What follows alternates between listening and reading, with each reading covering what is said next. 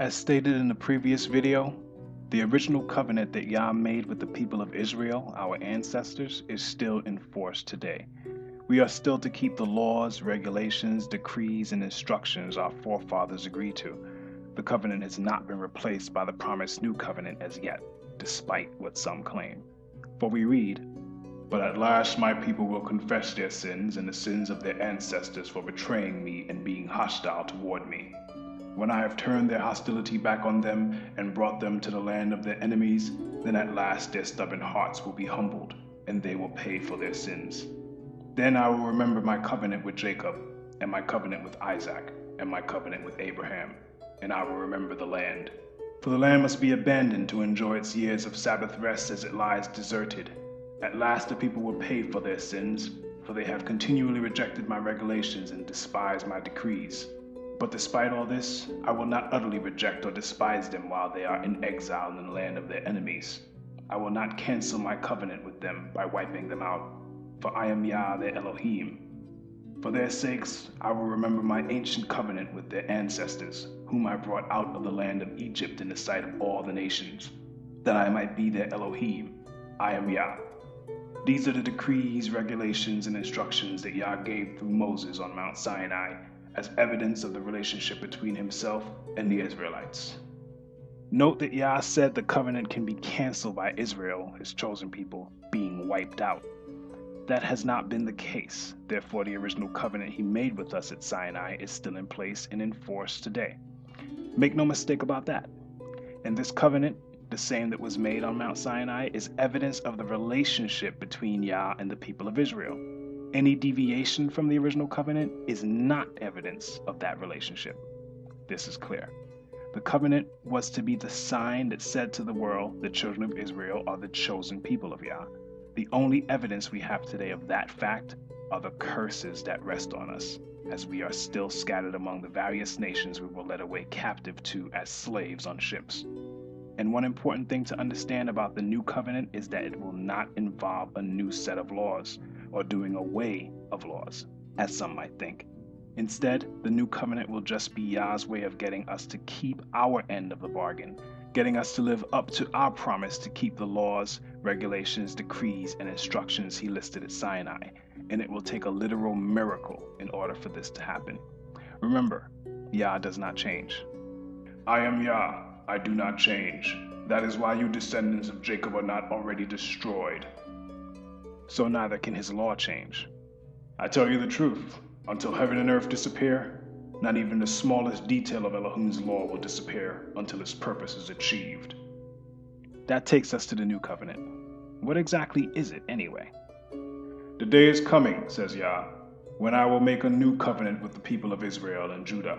This covenant will not be like the one I made with their ancestors when I took them by the hand and brought them out of the land of Egypt. They broke that covenant, though I loved them as a husband loves his wife," says Yah. "But this is the new covenant I will make with the people of Israel on that day," says Yah. "I will put my instructions deep within them, and I will write them on their hearts. I will be their Elohim, and they will be my people. And they will not need to teach their neighbors, nor will they need to teach their relatives, saying, 'You should know Yah.' For everyone, from the least to the greatest, will know me already," says Yah. "And I will forgive their wickedness, and I will never again remember their sins." As stated, the old covenant is still in force until the new covenant replaces it, but that time is yet future, as you will see. And we are not talking about laws being changed or replaced. Our ability to keep those laws will be the only thing that will change. And, as stated, it will take a literal miracle in order for us to keep our promise to uphold Yah's laws. The book of Ezekiel sheds more light on how this will happen. "Therefore, give the people of Israel this message from the sovereign Yah. I am bringing you back, but not because you deserve it. I am doing it to protect my pure name, on which you brought shame while you were scattered among the nations. I will show how pure my name is, the name on which you brought shame among the nations. And when I reveal my purity through you before their very eyes, says the sovereign Yah, then the nations will know that I am Yah. For I will gather you up from all the nations and bring you home again to your land. Then I will sprinkle clean water on you, and you will be clean. Your filth will be washed away, and you will no longer worship idols. And I will give you a new heart, and I will put a new spirit in you. I will take out your stony, stubborn heart and give you a tender, responsive heart. And I will put my spirit in you so that you will follow my decrees and be careful to obey my regulations. And you will live in Israel, the land I gave your ancestors long ago. You will be my people, and I will be your Elohim. I will cleanse you of your filthy behavior. I will give you good crops of grain, and I will send no more famines on the land. I will give you great harvests from your fruit trees and fields, and never again will the surrounding nations be able to scoff at your land for its famines. Then you will remember your past sins and despise yourselves for all the detestable things you did. But remember, says the sovereign Yah, I am not doing this because you deserve it. O my people Israel, you should be utterly ashamed of all you have done. This is what the sovereign Yah says. When I cleanse you from your sins, I will repopulate your cities, and the ruins will be rebuilt. The fields that used to lie empty and desolate in plain view of everyone will again be farmed. And when I bring you back, people will say, this former wasteland is now like the Garden of Eden. The abandoned and ruined cities now have strong walls and are filled with people. Then the surrounding nations that survive will know that I, Yah, have rebuilt the ruins and replanted the wasteland. For I, Yah, have spoken, and I will do what I say. This is what the sovereign Yah says. I am ready to hear Israel's prayers and to increase their numbers like a flock. They will be as numerous as the sacred flocks that fill Jerusalem's streets at the time of her festivals. The ruined cities will be crowded with people once more, and everyone will know that I am Yah. Again, this miraculous event is yet future, and it will take place following the prophesied regathering of Israel. I will strengthen Judah and save Israel. I will restore them because of my compassion. It will be as though I had never rejected them, for I am Yah the Elohim who will hear their cries. The people of Israel will become like mighty warriors, and their hearts will be made happy as if by wine. Their children too will see it and be glad. Their hearts will rejoice in Yah. When I whistle to them, they will come running, for I have redeemed them. From the few who are left, they will grow as numerous as they were before. Though I have scattered them like seeds among the nations, they will still remember me in distant lands. They and their children will survive and return again to Israel. I will bring them back from Egypt and gather them from Assyria. I will resettle them in Gilead and Lebanon until there is no more room for them at all. They will pass safely through the sea of distress, for the waves of the sea will be held back, and the waters of the Nile will dry up. The pride of Assyria will be crushed, and the rule of Egypt will end. By my power I will make my people strong, and by my authority they will go wherever they wish. I, Yah, have spoken. It is important to note that when Egypt is mentioned in prophecy, it is not literal Egypt being referenced, but what Egypt represented to ancient Israel, that is, slavery. So Moses said to the people, "This is a day to remember forever, the day that you left Egypt, the place of your slavery." We are still in spiritual Egypt, Assyria, and Babylon today. Egypt, as stated in Exodus 13:3, represents slavery or bondage, whereas Assyria represents exile. At that time, the king of Assyria exiled the Israelites to Assyria and placed them in colonies in Halah, along the banks of the Habor River in Gozan, and in the cities of the Medes. And Babylon represents captivity.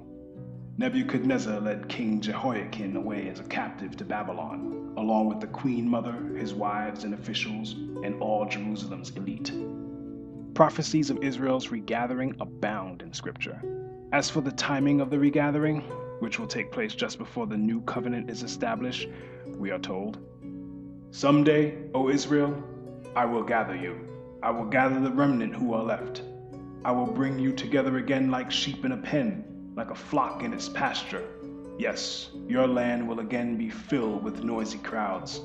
Your leader will break out and lead you out of exile, out through the gates of the enemy cities, back to your own land. Your king will lead you. Yah himself will guide you." Our king will lead us, we are told. This is exactly what Yeshua himself stated to the 12 disciples. "And then at last, the sign that the Son of Man is coming will appear in the heavens, and there will be deep mourning among all the peoples of the earth. And they will see the Son of Man coming on the clouds of heaven with power and great glory, and he will send out his heavenly messengers with the mighty blast of a trumpet, and they will gather his chosen ones from all over the world, from the farthest ends of the earth and heaven. And again he said, "But when the Son of Man comes in his glory, and all the heavenly messengers with him, then he will sit upon his glorious throne. All the nations will be gathered in his presence, and he will separate the people as a shepherd separates the sheep from the goats. He will place the sheep at his right hand and the goats at his left. Then the king will say to those on his right, 'Come, you who are blessed by my Father, inherit the kingdom prepared for you from the creation of the world.'" And this he said to coincide with the words of the prophet Ezekiel. "For this is what the sovereign Yah says, I myself will search and find my sheep. I will be like a shepherd looking for his scattered flock. I will find my sheep and rescue them from all the places where they were scattered on that dark and cloudy day. I will bring them back home to their own land of Israel from among the peoples and nations. I will feed them on the mountains of Israel and by the rivers and in all the places where people live. Yes, I will give them good pasture land on the high hills of Israel. There they will lie down in pleasant places and feed in the lush pastures of the hills. I myself will tend my sheep and give them a place to lie down in peace, says the sovereign Yah. I will search for my lost ones who strayed away, and I will bring them safely home again. I will bandage the injured and strengthen the weak, but I will destroy those who are fat and powerful. I will feed them, yes, feed them justice. And as for you, my flock, this is what the sovereign Yah says to his people. I will judge between one animal of the flock and another, separating the sheep from the goats." So what does all this prove? Well, for one thing, it tells us that Israel has not been regathered as yet, because that will only happen when Yeshua returns. We also know that we are not currently under the new covenant, because that will be established after we have been regathered. We also know how the covenant was broken, which resulted in our being scattered as slaves and the curses being poured out on us as a people. But where are we now? What is our purpose as a scattered flock? While the answers to these questions won't be given in full in this video, look for many answers in future videos. But I can say this, the healing will only begin if and when we begin to obey Yah. We must not be like our rebellious ancestors. Rather, we are to live up to the following. In the future, when you experience all these blessings and curses I have listed for you, and when you are living among the nations to which Yah your Elohim has exiled you, take to heart all these instructions. If at that time you and your children return to Yah your Elohim, and if you obey with all your heart and all your soul all the commands I have given you today, then Yah your Elohim will restore your fortunes. He will have mercy on you and gather you back from all the nations where he has scattered you. Even though you are banished to the ends of the earth, Yah your Elohim will gather you from there and bring you back again. Yah your Elohim will return you to the land that belonged to your ancestors, and you will possess that land again. Then he will make you even more prosperous and numerous than your ancestors. Yah your Elohim will change your heart and the hearts of all your descendants, so that you will love him with all your heart and soul, and so you may live. Yah your Elohim will inflict all these curses on your enemies and on those who hate and persecute you. Then you will again obey Yah and keep all his commands that I am giving you today. Yah your Elohim will then make you successful in everything you do. He will give you many children and numerous livestock, and he will cause your fields to produce abundant harvests, for Yah will again delight in being good to you as he was to your ancestors. Yah your Elohim will delight in you if you obey his voice and keep the commands and decrees written in this book of instruction, and if you turn to Yah your Elohim with all your heart and soul.